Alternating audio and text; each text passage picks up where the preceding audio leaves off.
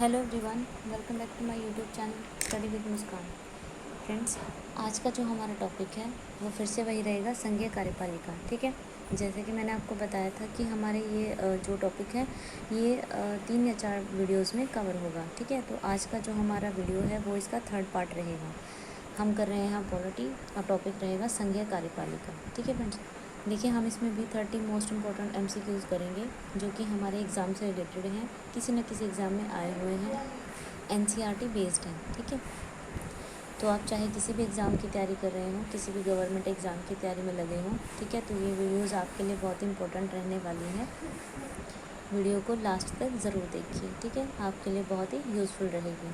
तो चलिए स्टार्ट करते हैं अपना आज का सेशन अपनी टैगलाइन के साथ, जो कि है रोज़ पढ़ें और आगे बढ़ें। ठीक है फ्रेंड्स, तो देखते हैं first question. This is our first question. Bharat के राष्ट्रपति पद के लिए कौन शपथ दिलाता है? ठीक है, भारत के प्रधानमंत्री, उपराष्ट्रपति, गवर्नर जनरल या फिर मुख्य न्यायाधीश? तो फ्रेंड्स, करेक्ट आंसर रहेगा भारत के मुख्य न्यायाधीश। ठीक है, और अगर बात करें कि ये कहाँ वर्णित है, तो ये हमारे आर्टिकल 60 में वर्णित है। ठीक है, देखिए फ्रेंड्स, आंसर के अकॉर्डिंग भारत के मुख्य न्यायाधीश जो हैं वो राष्ट्रपति को उनके पद की क्या है, शपथ दिलाते हैं। लेकिन अगर उनकी अनुपस्थिति हो, मतलब वो ना हो, तो तब क्या होता है, सर्वोच्च न्यायालय के यानी कि जो सुप्रीम कोर्ट के वरिष्ठतम न्यायाधीश होते हैं सबसे, ठीक है, वो अपने सामने क्या है, इस पद की शपथ दिलाते हैं राष्ट्रपति को। ठीक है फ्रेंड्स, तो ये करेक्ट आंसर रहेगा हमारा ऑप्शन डी। सेकंड क्वेश्चन है, इनमें 2 पूर्ण अवधियों तक भारत के राष्ट्रपतियों का पद संभाला। ठीक है, इनमें से कौन 2 ऐसे क्या हैं व्यक्ति हैं जिन्होंने क्या किया है, पूर्ण 2 अवधियों तक, ठीक है, भारत के उपराष्ट्रपति का पद संभाला? तो फ्रेंड्स, BD जत्ती, VV गिरी, M हिदायतुल्ला या फिर S राधाकृष्णन? तो जिसका करेक्ट आंसर है वो रहेगा सी, नहीं सॉरी एक सेकेंड, करेक्ट आंसर रहेगा ऑप्शन डी, S राधाकृष्णन। ठीक है, जो S राधाकृष्णन है उन्होंने क्या किया, पूर्ण 2 अवधि तक भारत के उपराष्ट्रपति का पद संभाला था। ठीक है, इसके अलावा अगर बात करें हामिद अंसारी ने भी क्या है, 2 पूर्ण अवधियों तक उपराष्ट्रपति का जो है पद संभाला था। ठीक है, तो ये दोनों नाम आपको ध्यान में रखने हैं। देखिए, अगर बात करें कि S राधाकृष्णन इन्होंने कब ये पद संभाला था, 1952 से लेकर 1962 में। ठीक है, और अगर हामिद अंसारी की बात करें तो इन्होंने संभाला था 2007 टू 2017। ठीक है, तो ये दोनों आपको नाम और डेट याद रखनी है। थर्ड क्वेश्चन है, निम्नलिखित में से कौन सी नियुक्ति भारत के राष्ट्रपति के अधिकार में नहीं है? ठीक है, कौन सी नियुक्ति है जो राष्ट्रपति के अधिकार में नहीं आती है? थल सेना अध्यक्ष, अध्यक्ष वित्त आयोग, लोकसभा का अध्यक्ष? ऑप्शन डी भी देखते हैं, पहले हम फर्स्ट देखते हैं, थल सेना अध्यक्ष। ठीक है, इसकी नियुक्ति ये करते हैं। अध्यक्ष वित्त आयोग, इनकी नियुक्ति भी है राष्ट्रपति के अधिकार में। लोकसभा का अध्यक्ष, ठीक है, इसकी नियुक्ति नहीं है। तो हमारा जो सी है इन्होंने नहीं पूछा है, तो करेक्ट आंसर सी रहेगा। एक बार ऑप्शन डी भी देख लेते हैं। ऑप्शन डी है भारत का मुख्य न्यायाधीश। ठीक है, उसकी नियुक्ति भी इनके अधिकार में है। ठीक है, तो हमारा करेक्ट आंसर क्या था, सी, यानी कि लोकसभा का अध्यक्ष है जो वो राष्ट्रपति के अधिकार में नहीं है। ठीक है, और अब देखिए थोड़ा सा डिटेल करते हैं। अगर बात करें आर्टिकल 39, ठीक है, आर्टिकल 39 के अंतर्गत क्या है, जो लोकसभा अध्यक्ष की नियुक्ति है वो लोकसभा के सदस्यों द्वारा बहुमत से की जाती है। ठीक है, ये आपको सभी को पता होगा। तो इसीलिए क्या है, लोकसभा अध्यक्ष की जो नियुक्ति है वो राष्ट्रपति के अधिकार से परे है, यानी कि उसमें नहीं आती है।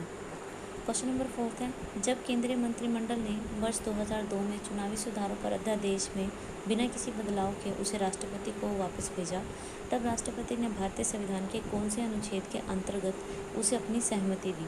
ठीक है, तो आर्टिकल बताना है। तो करेक्ट आंसर रहेगा ऑप्शन ए, यानी कि आर्टिकल 123 के अंतर्गत ऐसा किया था। ठीक है, क्वेश्चन नंबर 5 है, भारत के संदर्भ में संसदीय शासन प्रणाली में निम्नलिखित में से कौन सा सिद्धांत संस्थागत रूप से निहित नहीं है, मतलब सत्य नहीं है? ठीक है, फर्स्ट ऑप्शन देखते हैं, जब तक मंत्रियों को संसद का विश्वास प्राप्त रहता है तब तक ही वे अपने पद पर बने रहते हैं।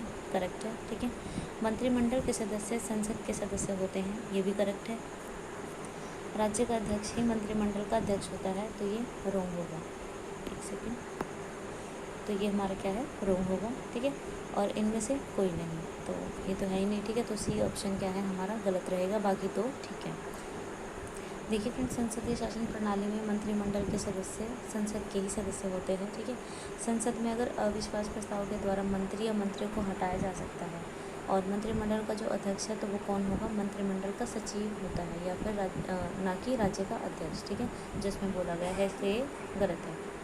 नेक्स्ट क्वेश्चन है, निम्नलिखित उपराष्ट्रपतियों के कार्यकाल का सही क्रम क्या है, ठीक है। कौन सीक्वेंसली क्या है उपराष्ट्रपति के पद पर रहे हैं, उनका टाइम रहा है, ठीक है।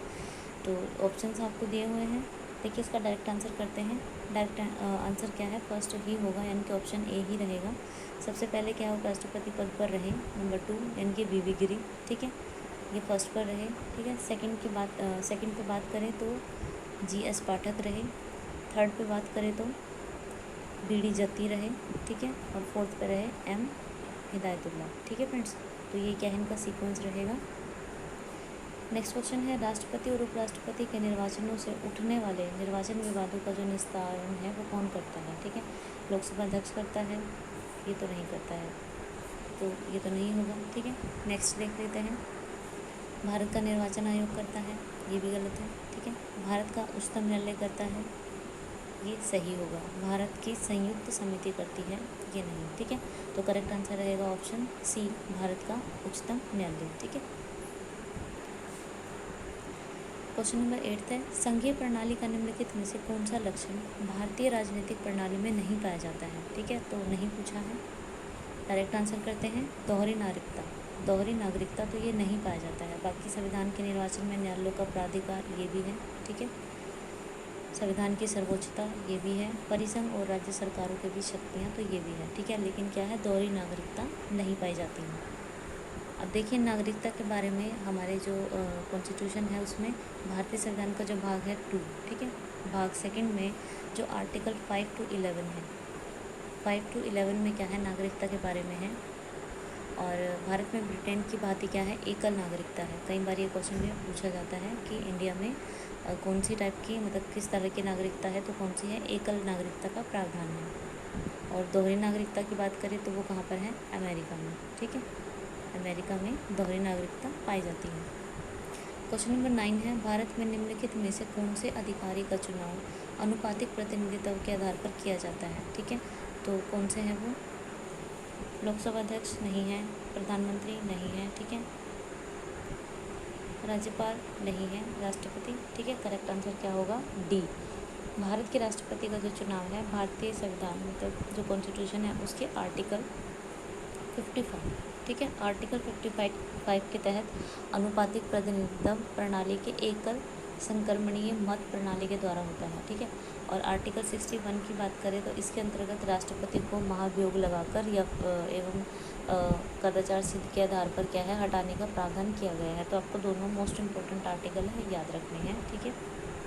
क्वेश्चन नंबर 10 है, भारत के राष्ट्रपति की शक्तियों के संबंध में निम्नलिखित में से कौन सा कथन सही नहीं है, ठीक है, नहीं बताना है। ऑप्शन ए देखते हैं, संघ की रक्षा सेनाओं का सर्वोच्च समादेश राष्ट्रपति में ही निहित होगा, करेक्ट है। संघ की कार्यपालक शक्ति राष्ट्रपति में निहित होगी, ये भी करेक्ट है।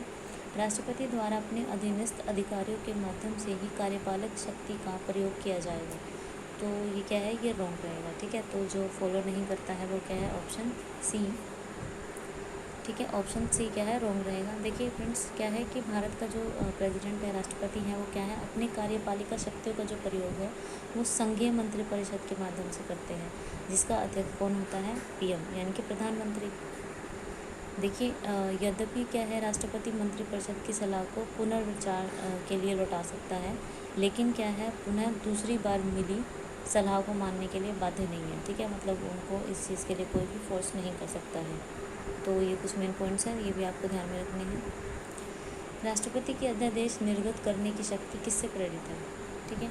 तो कौन सा अधिनियम है, तो करेक्ट आंसर रहेगा ऑप्शन सी, भारत सरकार अधिनियम 1935, ठीक है। और धारा कौन सी थी, 42, ठीक है। तो ये दोनों चीज़ आपको याद रखनी है। जो भारतीय संविधान में राष्ट्रपति के अध्यादेश निर्गत करने की शक्ति है वो भारत सरकार अधिनियम 1935 की धारा 42 से प्रेरित है, ठीक है। जबकि अगर बात करें कि कॉन्स्टिट्यूशन में इसका जो वर्णन है वो क्या है, आर्टिकल 123 में है, ठीक है। तो ये भी आपको चीज़ें याद रखनी है।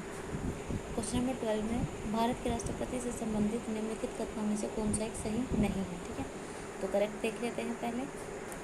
वह प्रत्येक वर्ष दोनों सदनों की संयुक्त बैठक को संबोधित करता है। करेक्ट है, हम पीछे भी इस बात को डिस्कस कर चुके हैं। वह संसद का एक संगठक भाग है, ये भी सही है। वह किन्हीं परिस्थितियों में अध्यादेश लागू कर सकता है, ये भी करेक्ट है। वह दोनों सदनों में चर्चा में भाग लेता है, ठीक है, ये हम पीछे डिस्कस कर चुके हैं, ऐसा नहीं है, ठीक है। देखिए फ्रेंड्स, आर्टिकल जो 79 है, ठीक है, उसके अंतर्गत क्या है, जो राष्ट्रपति है वो संसद का क्या है, एक अभिन्न अंग माना गया है। ये मेन पॉइंट है, आपको याद में रखना है। क्वेश्चन नंबर 13 है, निम्नलिखित में से किस एक की अध्यक्षता ऐसे के द्वारा होती है जो उसका सदस्य ही नहीं है, ठीक है, जो उसका सदस्य नहीं होता है। तो फ्रेंड्स, बड़ा इजी क्वेश्चन है, आप सभी को उसका आंसर पता होगा। ऑप्शन सी, राज्यसभा, ठीक है। राज्यसभा एक ऐसा क्या है जिसकी जो अध्यक्षता है ऐसे के द्वारा होती है जो उसका सदस्य नहीं होता है, ठीक है। आप उसको बोल सकते हो उपराष्ट्रपति, ठीक है, उपराष्ट्रपति के द्वारा की जाती है, परंतु वह राज्यसभा का सदस्य नहीं होता है। वो अध्यक्षता तो करता है लेकिन वो राज्यसभा का मेंबर नहीं होता है, ठीक है। क्वेश्चन नंबर 14 है, जब उपराष्ट्रपति कार्यवाहक राष्ट्रपति हो तो उसे, आगे ऑप्शंस देखते हैं, डायरेक्ट आंसर करेंगे।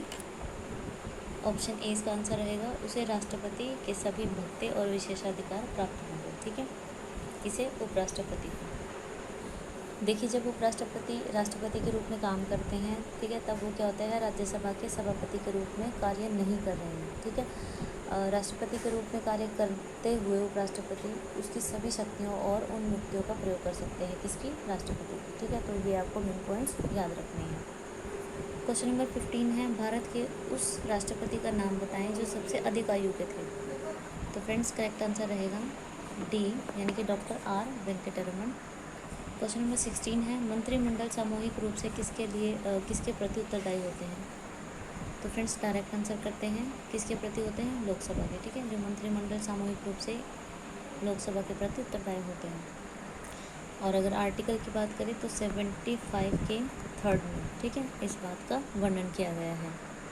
क्वेश्चन नंबर 17 है, निम्नलिखित कथनों पर विचार कर बताइए कि कौन से कथन सही हैं। ऑप्शन ए है, प्रधानमंत्री सिविल सेवा बोर्ड का पदेनाध्यक्ष होता है, गलत है। भारतीय संघ की कार्यपालिका शक्ति प्रधानमंत्री में निहित होती है, गलत है, ठीक है। तो इस तरह से ऑप्शन डी जो है सही रहेगा कि दोनों कथन ही गलत है। देखिए फ्रेंड्स, ऑप्शन बी की बात करें तो यहाँ प्रधानमंत्री नहीं, राष्ट्रपति करेक्ट रहेगा। भारतीय संघ की कार्यपालिका शक्ति क्या है, वो राष्ट्रपति में निहित होती है, जिसका यूज़ क्या है, वो संविधान के अकॉर्डिंग क्या है, स्वयं या तो खुद करेगा या फिर अपने अधीनस्थ अधिकारी है उनसे करवाएगा, ठीक है। और ऐसा किस में वर्णित है, ऐसा 53 आर्टिकल 1 में वर्णित है, ठीक है। और अगर बात करें कि ये प्रधानमंत्री सिविल सेवा बोर्ड का पदेनाध्यक्ष है, ये गलत था, क्योंकि इसका अध्यक्ष कौन होता है, या तो मंत्रिमंडल या फिर कैबिनेट सचिव जो है वो सिविल सेवा बोर्ड का पदेन अध्यक्ष होता है, ठीक है। तो इस तरह से ये हमारे दोनों रॉन्ग हुए। क्वेश्चन नंबर 18 है, निम्नलिखित में से किसने भारत के उपराष्ट्रपति का पद संभाला है, ठीक है, मतलब कौन उपराष्ट्रपति रहे हैं इंडिया के। डायरेक्ट आंसर करेंगे, शंकर दयाल शर्मा और मोहम्मद हिदायतुल्लाह, ठीक है, ये दोनों रहे हैं, यानी कि ऑप्शन ए करेक्ट रहेगा, 3 और 4। अगर बात करें इनके टाइम की तो जो शंकर दयाल शर्मा है ये कब रहे हैं, 1987 to 92, ठीक है। और अगर बात करें मोहम्मद हिदायतुल्लाह की तो ये कब रहे हैं, 1979 to 84, ठीक है फ्रेंड्स। चलिए देखते हैं नेक्स्ट क्वेश्चन। क्वेश्चन नंबर 19 है, भारत के नियंत्रक एवं महालेखा परीक्षक से संबंधित निम्नलिखित कथनों में से कौन सा कथन सही है। वह अपने पद पर न रह जाने के बाद भारत सरकार के या किसी राज्य की सरकार के अधीन किसी और पद का पात्र नहीं होगा, ठीक है। तो ऐसा नहीं है, गलत है। उसे उसके पद से केवल उसी रीति से और उन्हीं आधारों पर हटाया जाएगा जिस रीति से और जिन आधारों पर सुप्रीम कोर्ट के न्यायाधीशों को हटाया जाता है, ठीक है, ये करेक्ट रहेगा। तो friends, option B correct answer रहेगा। क्वेश्चन नंबर 20 है, क्वेश्चन नंबर 20 है, प्रतिनिधित्व के अलावा विविध प्रकारों के साथ भारत की संसद के 3 मशीन, एक सेकंड, क्वेश्चन देख लेते हैं एक बार। देखिए फ्रेंड्स, क्वेश्चन में थोड़ी मिस्टेक थी, बट अगर हम बेसिकली देखें तो हमसे क्वेश्चन ये पूछा गया था कि निम्नलिखित में से कौन सा एक भारत की संसद का कार्य नहीं है, ठीक है।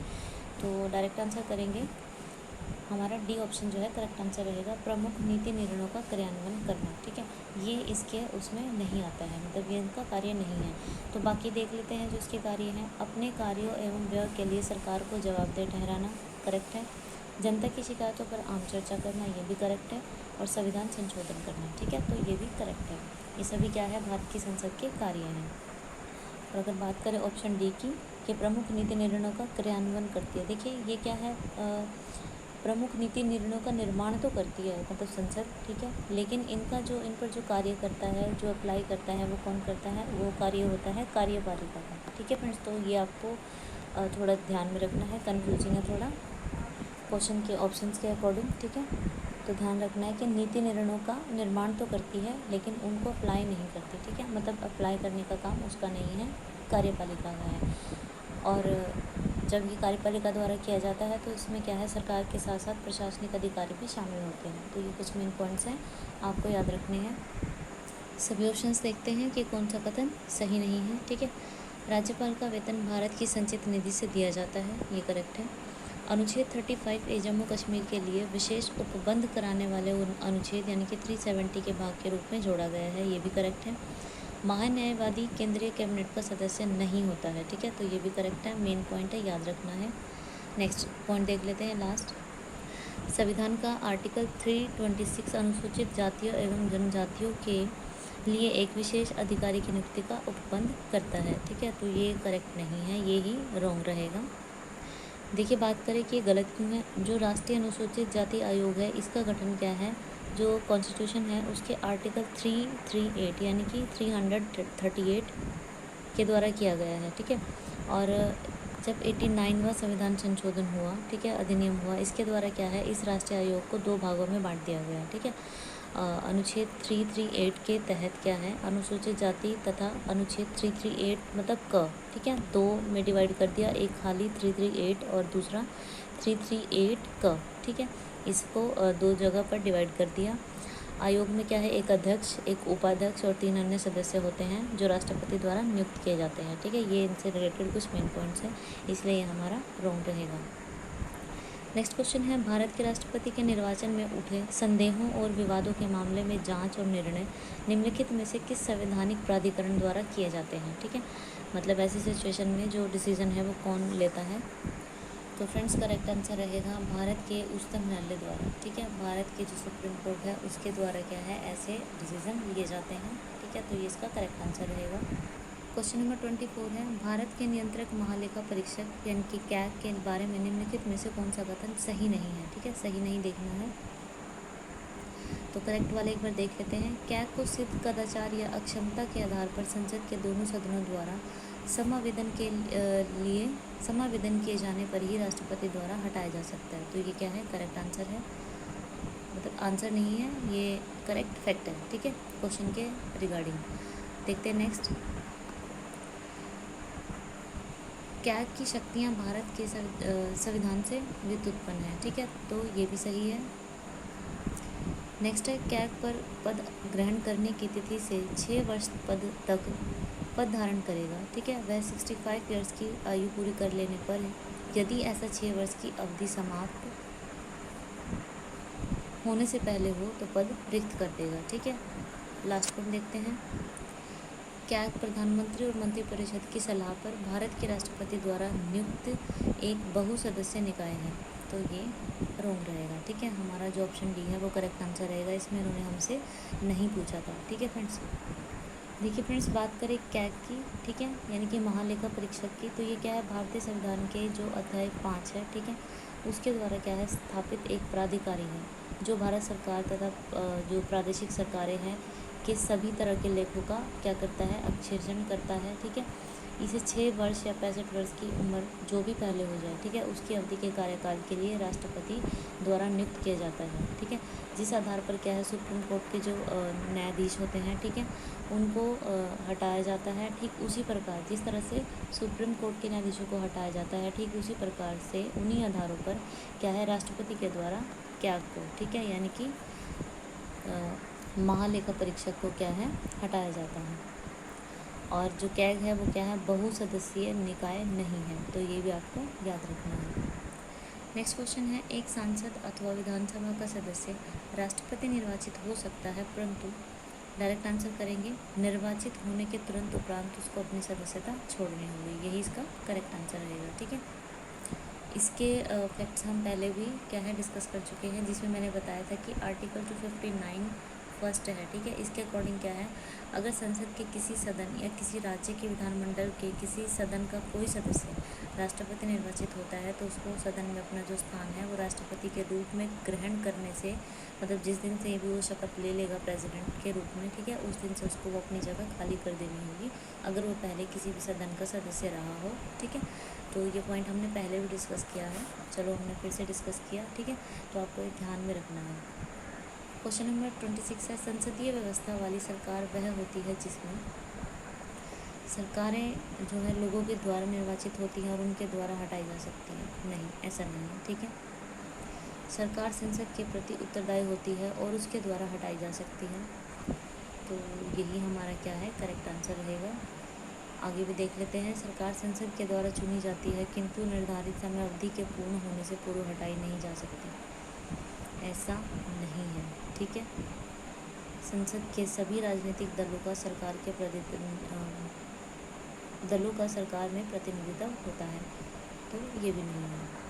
तो करेक्ट आंसर रहेगा कि संसदीय व्यवस्था वाली सरकार वह होती है जिसमें सरकार संसद के प्रति उत्तरदायी होती है और उसके द्वारा ही हटाई जाती है।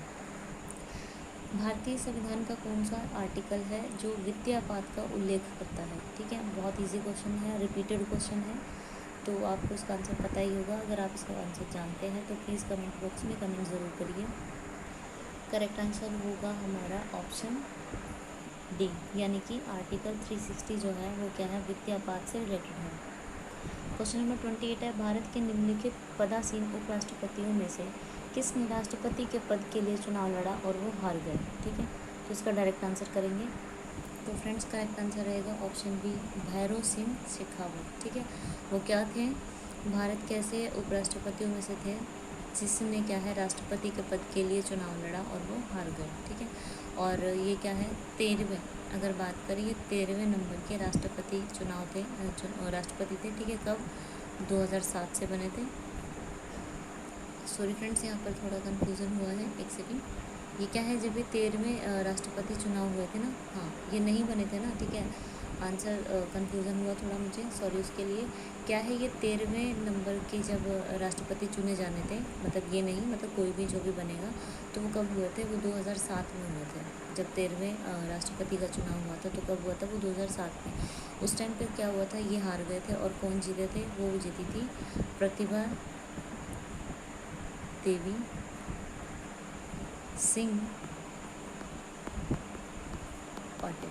ठीक है, उन्होंने क्या है इनको हरा दिया था। तो इस तरह से क्या है, ये ऐसे उपराष्ट्रपति थे जो राष्ट्रपति पद के लिए क्या है जिन्होंने चुनाव लड़ा वो हार गए। देखते हैं नेक्स्ट क्वेश्चन। क्वेश्चन नंबर 29 है, निम्नलिखित में से कौन सा कथन सही नहीं है? ठीक है, नहीं बताना है, तो इट मीन्स हम ये पहले करेक्ट देख लेते हैं कौन से करेक्ट हैं। फर्स्ट देखते हैं, विधि निर्माण हेतु प्रस्ताव के बारे में प्रधानमंत्री राष्ट्रपति को सूचित करेगा। ठीक है, तो ये करेक्ट है। संघीय मंत्री भारत के राष्ट्रपति के प्रसाद पर्यंत पद धारण करेंगे। ठीक है, तो ये भी करेक्ट है। केंद्र में मंत्री परिषद संसद के प्रति सामूहिक रूप से उत्तरदायी होगी, तो ऐसा नहीं है। ठीक है, तो यही हमारा राइट आंसर रहेगा। ऑप्शन सी जो है ये इस बात को सही कथ्य नहीं है। ठीक है फ्रेंड्स, और अगर देखिए कि करेक्ट क्या रहेगा, तो जो केंद्र में जो मंत्री परिषद है, ठीक है, वो क्या है लोकसभा के प्रति सामूहिक रूप से क्या है उत्तरदायी होंगे, ना कि संसद के प्रति। फ्रेंड्स, ये है क्वेश्चन नंबर 30, जो कि हमारी आज की वीडियो का लास्ट क्वेश्चन है। ठीक है, मतलब हम ऑलमोस्ट नहीं, मतलब हम 30 क्वेश्चन कर चुके हैं। ठीक है, तो देखते हैं, भारत में रक्षा बलों का सर्वोच्च सामाजिक राष्ट्रपति में निहित है। ठीक है, इसका क्या तात्पर्य है, मतलब क्या मीनिंग है इस लाइन का? तो इसका हम डायरेक्ट आंसर करते हैं, इस शक्ति का प्रयोग करने के लिए राष्ट्रपति को कानून द्वारा विनियमित नहीं किया जा सकता। ठीक है, यही हमारा करेक्ट आंसर रहेगा। यही क्या है, इस बात का अर्थ है कि रक्षा बलों का जो सर्वोच्च समादेश है वो राष्ट्रपति में निहित है। ठीक है फ्रेंड्स, तो फ्रेंड्स आज की हमारी वीडियो यहीं पर ख़त्म होती है। आज हमने 30 क्वेश्चंस किए हैं। ठीक है, जो कि हमारे टॉपिक संघीय कार्यपालिका से थी, जिससे रिलेटेड हम पहले ही 2 वीडियोस डाल चुके हैं, ठीक है। हम उसमें 30 यानी कि टोटल 60 क्वेश्चन को डिस्कस कर चुके हैं। 30 क्वेश्चन आज डिस्कस हो चुके हैं, ठीक है। तो इस तरह से हम 90 क्वेश्चन कर चुके हैं। तो फ्रेंड्स, इसकी 1 या 2 और वीडियो और आएंगी। तो आई होप कि आपको मेरी ये वीडियो पसंद आई होगी, क्वेश्चंस अच्छे लगे होंगे। तो अगर आपको मेरी वीडियो पसंद आई है, ठीक है, मेरी मेहनत पसंद आई है, तो फ्रेंड्स प्लीज़ मेरे वीडियो को लाइक कीजिए, शेयर कीजिए अपने फ्रेंड्स एंड फैमिली के साथ, ठीक है, उन बच्चों के साथ, उन स्टूडेंट्स के साथ जो भी एग्ज़ाम्स की तैयारी कर रहे हैं, ठीक है। और फ्रेंड्स, अगर आप मेरे चैनल पर नए हो, पहली बार मेरे वीडियो को देख रहे हो, तो प्लीज़ मेरे चैनल को सब्सक्राइब कीजिए, ताकि जब भी मैं कोई वीडियो अपलोड करूँ उसका नोटिफिकेशन आपको सबसे पहले मिले, ठीक है फ्रेंड्स। तो thank you so much for watching my video. Take care.